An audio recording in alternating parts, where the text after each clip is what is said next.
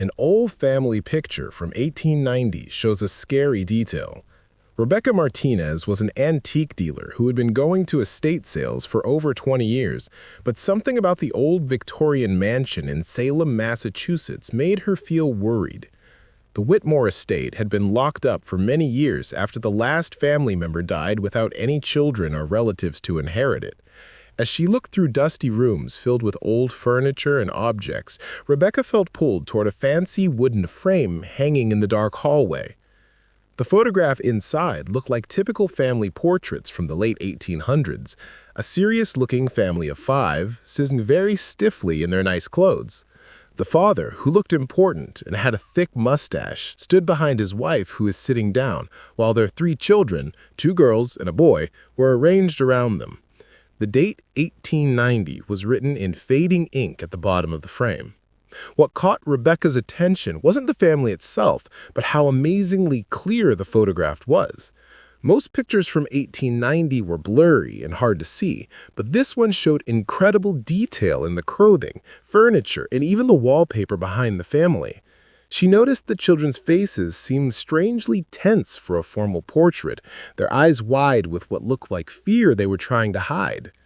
Rebecca bought the photograph along with several other items, interested in how unusually clear it was and the story it might tell.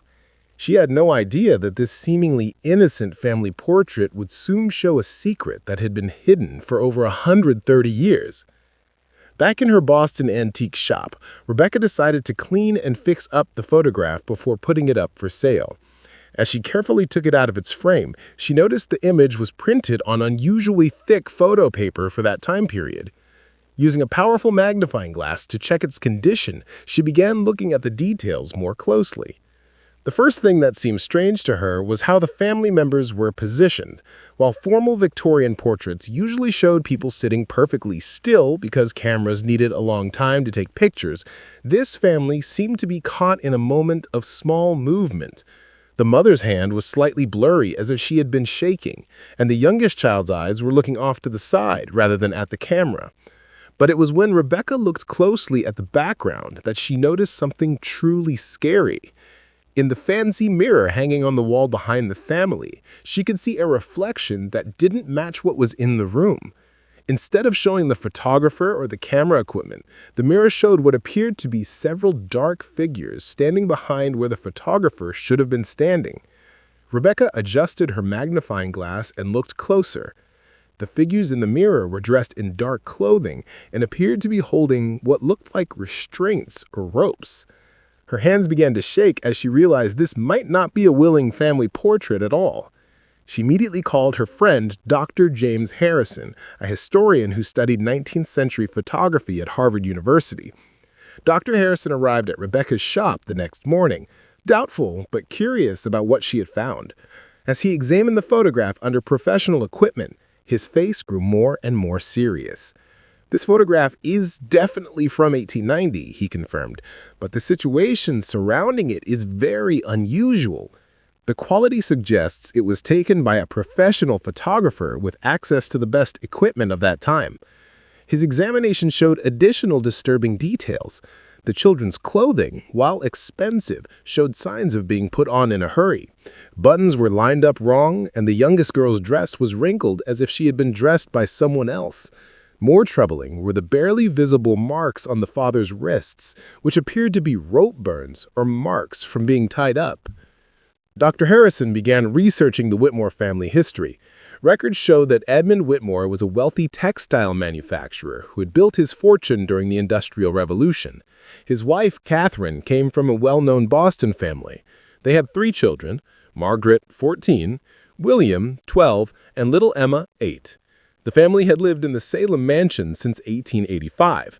What Dr. Harrison discovered next sent chills down his spine. According to newspaper records from October 1890, the entire Whitmore family had vanished without a trace. Their disappearance had been front-page news in Boston papers for weeks. The house had been found unlocked with no signs of a fight, as if the family had simply walked away from their lives. No bodies were ever found, no ransom notes were received, and no witnesses came forward. The case had remained one of Massachusetts' most lasting mysteries. Armed with this new information, Dr. Harrison contacted Detective Sarah Chen, a cold case specialist with the Massachusetts State Police, who had worked on several historical crime investigations. When Sarah saw the photograph and heard the story, she immediately agreed to open an unofficial investigation into the Whitmore disappearance. Sarah's first step was to have the photograph analyzed by forensic experts using modern digital technology to make it clearer. The results were more disturbing than anyone had expected. Computer analysis showed that the figures in the mirror weren't photograph mistakes or reflections of furniture. They were definitely human forms, and they appeared to be holding back or threatening someone just outside the camera's view. Even more chilling was the discovery of what appeared to be a message hidden in the photograph. Using advanced imaging techniques, investigators found faint scratches in the wooden frame of the mirror that spelled out, "Help us," when viewed under the right lighting. The scratches appeared to have been made on purpose, as if someone had tried to leave a coded message. The forensic team also discovered that the photograph showed evidence of having been taken quickly, possibly while the family was being forced. Unlike typical Victorian portraits that required subjects to remain still for several seconds, this image captured tiny expressions and movements that suggested the family was under extreme stress. During the photo session, Sarah began to think that this wasn't a family portrait at all, but rather documentation of a crime happening, possibly taken by the criminals themselves as some form of trophy or proof. Sarah's investigation led her to examine court records and business documents from the 1890s, when she painted a disturbing picture of Edmund Whitmore's final months. His textile business had been failing due to labor disputes and poor money management. More importantly, Whitmore had borrowed heavily from a group of investors with questionable backgrounds and possible connections to organized crime. In the months before the family's disappearance, Whitmore had received several threatening letters demanding repayment of his debts. The letters, saved in court files related to the estate, contained increasingly violent threats against his family if the money wasn't returned. One letter clearly mentioned making an example of the Whitmores that would serve as a warning to other people who owed money. Sarah's investigation led her to examine court records and business documents from the 1890s, when she painted a disturbing picture of Edmund Whitmore's final months. His textile business had been failing due to labor disputes and poor money management. More importantly, Whitmore had borrowed heavily from a group of investors with questionable backgrounds and possible connections to organized crime. In the months before the family's disappearance, Whitmore had received several threatening letters demanding repayment of his debts. The letters, saved in court files related to the estate, contained increasingly violent threats against his family if the money wasn't returned. One letter clearly mentioned making an example of the Whitmores that would serve as a warning to other people who owed money. Sarah's also discovered that a professional photographer named Marcus Crane had been hired to take pictures of foreclosure proceedings at various properties around Massachusetts during this period. Crane's work was often used by debt collectors to make lists of valuable items before taking them. More disturbing was the discovery that Crane had disappeared from Boston in late 1890, around the same time as the Whitmore family. The pieces of the puzzle were beginning to form a horrifying picture. The photograph appeared to be documentation of the family being held captive, possibly taken to prove to other debtors that the threats were real. The amazing quality and professional nature of the photograph took on a sinister meaning. It was meant to be saved as a warning to others, which explained why it had survived for so long and why it showed such disturbing detail when examined closely.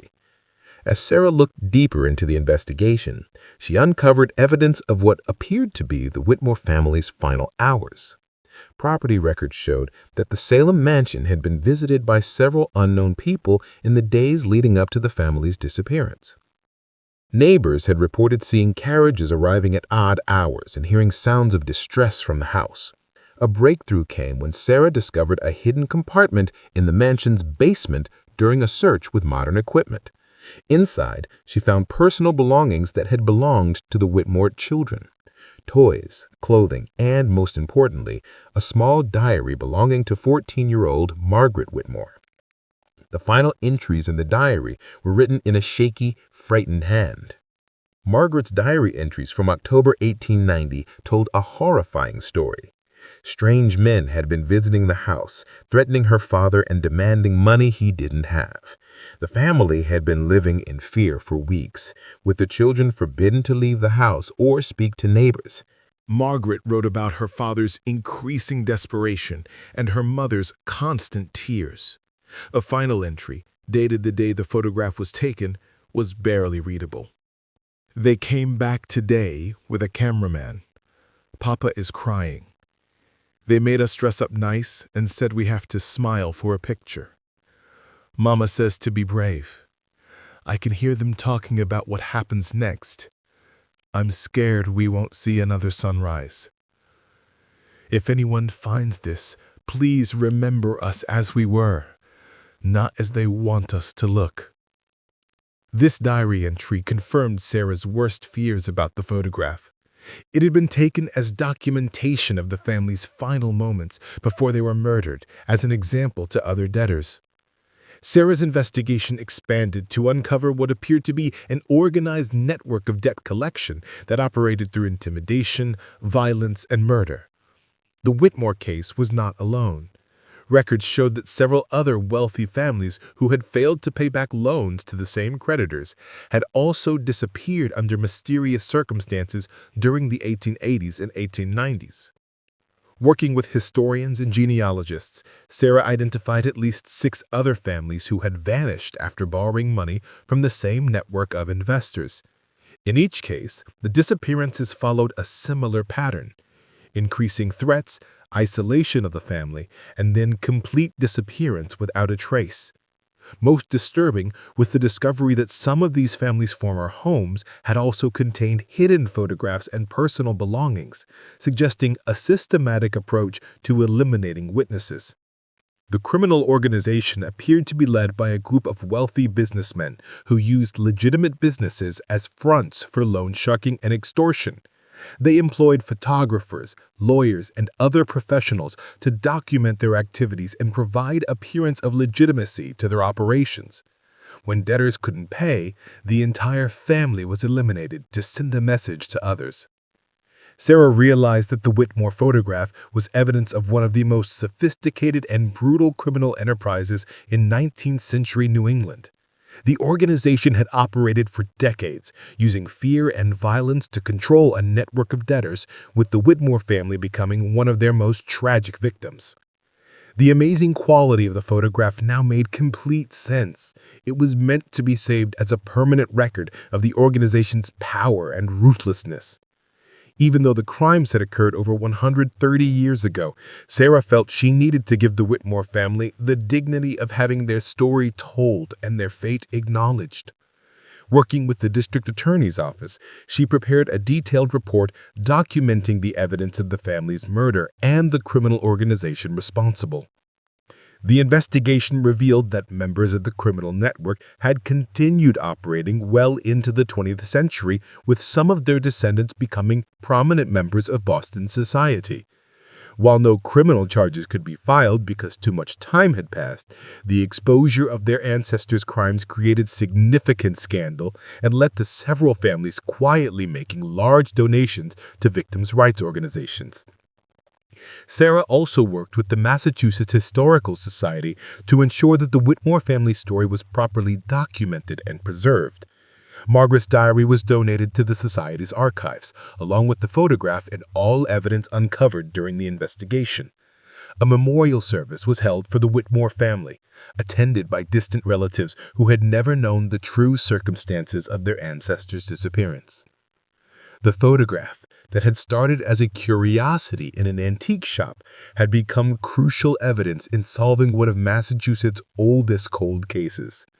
Rebecca Martinez donated the photograph to the Historical Society, stating that she could not have lived with herself knowing the family's story and keeping it for profit. Dr. Harrison published a detailed academic paper about the case, which became required reading in criminology and history courses focused on organized crime in America. The Whitmore case became a landmark example of how modern technology could solve historical crimes and bring closure to families who had suffered for generations without knowing their loved one's fate. The photograph, once a source of curiosity and then horror, became a powerful symbol of the importance of preserving evidence and never giving up on seeking justice. Sarah's investigation had broader implications for historical crime research. The techniques used to analyze the Whitmore photograph were applied to other mysterious disappearances from that time period, leading to the solution of several additional cold cases. The Massachusetts State Police established a dedicated cold case unit focused on historical crimes with Sarah as its director. Rebecca Martinez used her experience with the Whitmore photograph to become an advocate for ethical practices in the antique trade, establishing protocols for handling potentially important historical artifacts. She worked with law enforcement and historians to ensure that items with possible criminal connections were properly investigated rather than simply sold as curiosities. The story of the Whitmore family photograph served as a reminder that behind every historical artifact lies a human story, and sometimes those stories demand justice even across the centuries. The terrifying detail revealed when the 1890 photograph was zoomed in, the evidence of a family's final moments, had finally allowed their voices to be heard and their tragedy to be acknowledged. Margaret Whitmore's final diary entry had asked that the family be remembered as we were, not as they want us to look. Thanks to the courage of those who refused to let their story remain hidden, the Whitmore family was finally remembered, not as victims frozen in a moment of terror, but as a loving family whose lives were cut short by greed and violence, and whose memory deserved to be honored and preserved for future generations.